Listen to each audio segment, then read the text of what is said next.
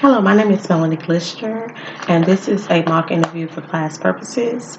And I have Nancy Franklin here with me that will be sharing. Hi, Nancy. How are you doing today? I'm fine, and you? I'm good. You appear to be a little nervous. Yeah. Are you? Okay, that's okay. Well, I'm here, and we're going to talk a little bit about some things that we talked about last week.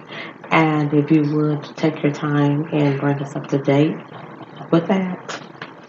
Yes. Back 2 years ago, I found my brother Talk a little deceased. Mm-hmm. Which was a very hard thing for me. He was deceased for about 2 weeks when I found him, and I buried him. And about 2 months after I buried him, I found out that the ashes they gave me wasn't his ashes. So it kind of just made me go into a real depression. Okay. So let me make sure that I'm following you. You said about 2 years ago, Yes. you walked into a house and found your brother deceased. Yes. And they took you into a depression. Yes. And after that, you said that um, the ashes Yes. that were at the funeral home was not did not belong to him. Is that correct? Correct. Okay. Just talk just a little bit louder, if you would. Okay. And I just want to make sure, I get everything that you're saying. I can tell that you're a little bit emotional, but we're going to get through this, okay? Yes. Okay. Go ahead and finish telling me. Well, I was at work, and the funeral home receptionist called me and asked me to pick up my brother's ashes, which I told her that the day that I had my brother's funeral, that we buried his ashes with my mom. So she didn't exactly know what was going on, so she got the director. He called me back, and he told me the same thing. Okay. And I told them that on the day that I buried my brother, they took me to the cemetery and they put the ashes in with my mom. Okay. So I was kind of lost at the time, that not understanding that how this mix-up came about. Okay. So they kept telling me that they had the right person. They had the right person. I think I went there about 6 times, and they said that that was a mistake that the lady called me, and for sure that I had my brother's ashes. But I went to the crematorium and found out that they didn't cremate my brother until 3 days after I buried him. So after that, I just had thoughts of different things that I just couldn't believe that it happened to me. Okay. So when you say that you had different thoughts of different things and not believing that something such as could happen to you, what type of thoughts did you have? Of maybe hurting myself, or just didn't want to deal with it. It was very hard because that was my brother, my closest brother to me. And I thought I was doing the best I could for him, and I felt like I failed him. Wow. So, And so now, I understand that you've done counseling yes, in regards to that. And how does that make you feel? it helped somewhat, but uh, it still just was hard for me to take it in. So the hurt is still there. Yes, because they said that my brother committed suicide, and I knew my brother better than that, and I just can't accept the fact that he committed suicide.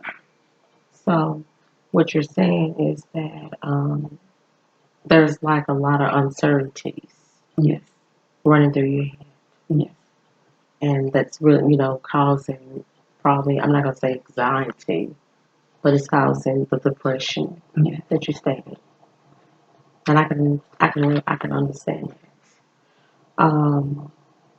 So since that has taken place 2 years ago, what are you doing and what have you doing to for yourself? Well, the counseling ended, Hmm. and I'm still just at a point where I just don't know. I try to talk to the police officers, to get some understanding of what happened, Mhm. which they told me that no matter what, he killed himself and killed the girl, and that they weren't gonna let me see anything, the pictures, or So really, you have two or three situations going on here. yes, and it's a One, lot. yes, one is dealing with the death of your brother. Yes, Another one is saying that he himself committed suicide, yes, and then saying that he did this as well to someone else. right, And then the uh, clarity of them not giving you any of the necessary paperwork that you need to prove any of this. right, And so, with that being said, it causes you to have depression yes, and also cause you to want to like harm yourself in yes, a way because there was someone that was close to you. correct. I just wanted to make sure that I'm. Um, and so you were saying you started the counseling and it ended. Yes. And so now, are you pursuing any measures for yourself? I don't know of anything that I can do. I really don't You don't know know anything. anything. Okay. So, self care wise, for you taking care of yourself, have you came to any conclusion with that, or is it more okay? When I say self care, I'm saying like spending more time alone or anything like that, or is it just blah? It's just like I'm in a bubble. I don't know what to do. It's like if I sleep, I stay in the bed most of the time. If I'm not at work, I try to sleep. When you sleep, you don't think about it. So let me ask you this right here. I know you spoke about the harming yourself. Yes. So have you ever had any suicidal uh, thoughts? Yes, a few.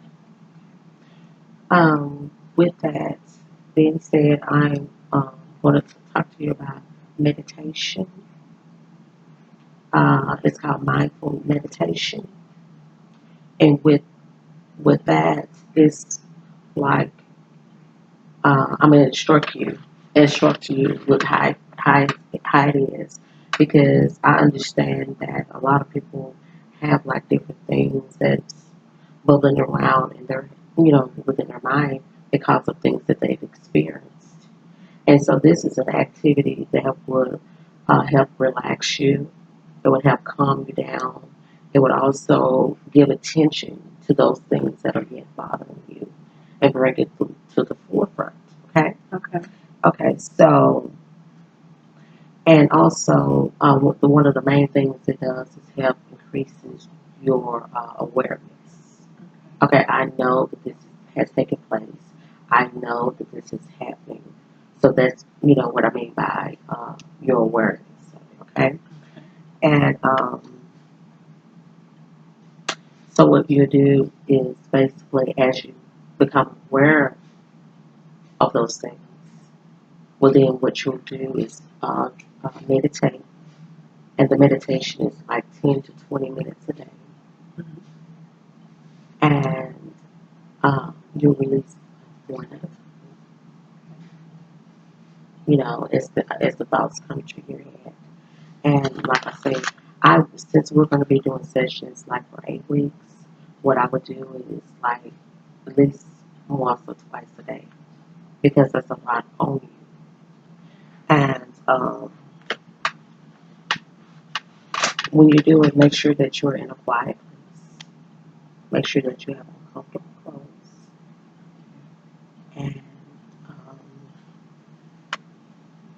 so with doing that approach, because there are other approaches like breathing and muscle activities, but since this is more of a mental thing, I think that would be appropriate for you.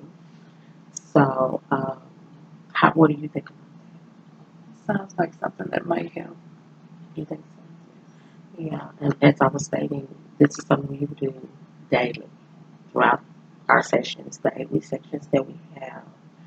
And as far as goals, That's one thing that, is considered as a goal. But we need something in place. I need you to think of something that you can do that's constructive that would also help with, not coming home, just being in the bed, or just not, going to work and having things on your mind, coming home, going to bed, and not really interacting in life. Is there anything that you can think of, or that you believe that you can do for your own self care, as well as this meditation that we'll be doing? You'll be doing, I'm not quite sure. like exercising.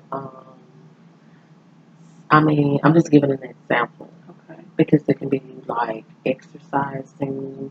It could be like, what? Okay, if I say I want to be better, Mhm. because that's what you want to be. Yes. And if I ask you, how do you want to be better? Well, I, I used to get out and do different things, dancing, line dancing. That's something I like, but I just can't get it in my mind right now to do it. Okay. And that's understandable. But what if you thought about taking that approach? You know what I'm saying? It may not be in my mind, but if I take that approach of doing some of the things that I used to do, what if, is it something that you can think of that make you happy? I know dancing, like you just Yeah, said. line dancing. And how when you line dance, how do you feel? It's just some activity that relaxes you. It relaxes Yeah, you. and takes your mind off of everything else. Okay. And even if you did that once every 2 weeks, it'll get you in a routine. And so Yes, I would. I mean, that's something that I could try. so, with that being said, is we still have some time here. Is there anything else that has bothered you or that's bothering you? Well, I lost my father, and the family is just tore apart. So that's a big part of. I mean, just adding to the problem. And so, and that brings on a lot more stress. Yes.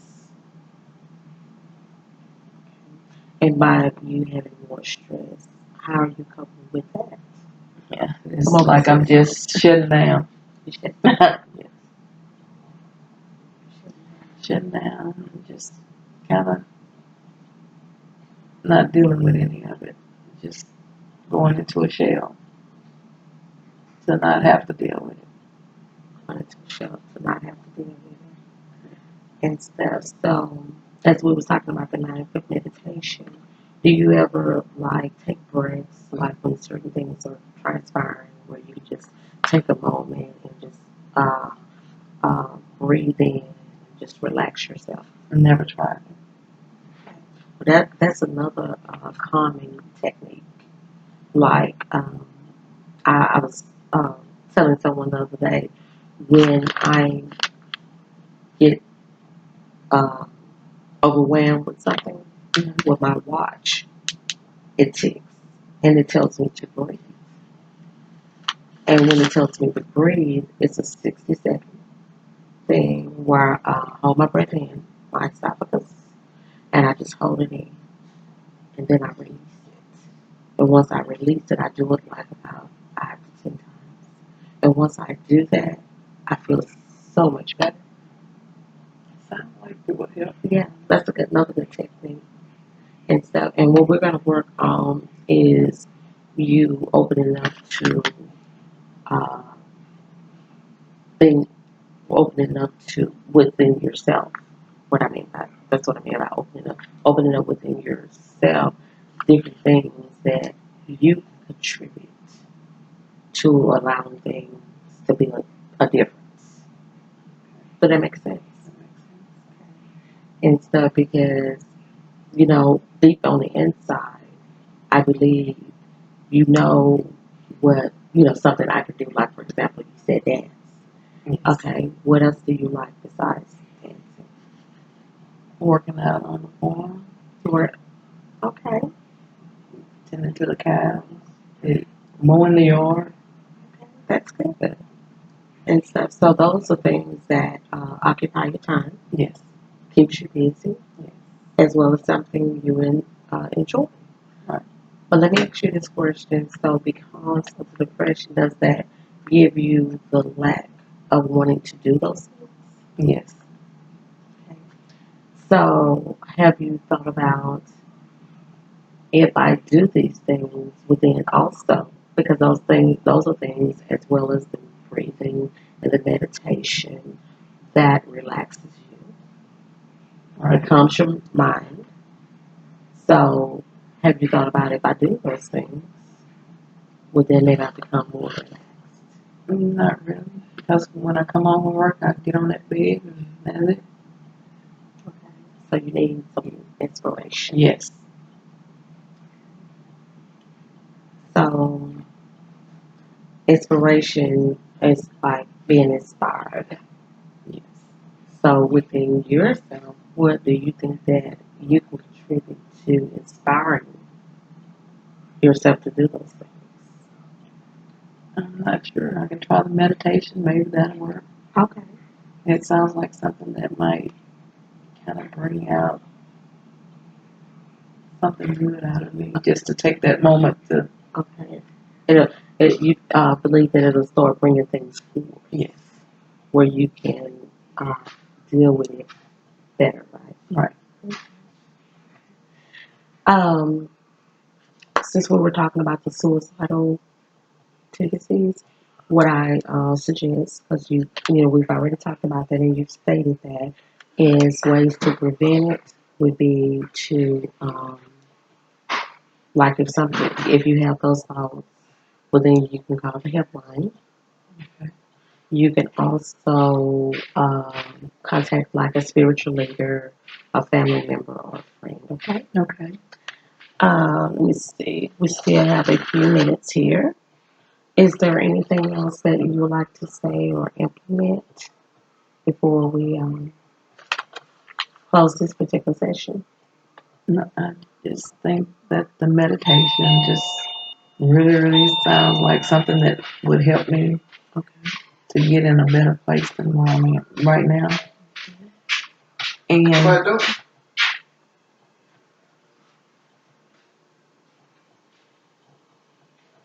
So you feel like the meditation will help you get in a better place than where you are now? right, it'll give me some time to kind of get with my inner self Okay. and get a better mind space than what I have. Okay. And that's actually what it's designed to do, is to give you clarity and focus. Okay. Okay. Well, I really enjoyed speaking with you, and I appreciate you opening up with me. Is there anything you would like to say other than that? I think that's about it. Well, I appreciate your time. Thank you. Thank you.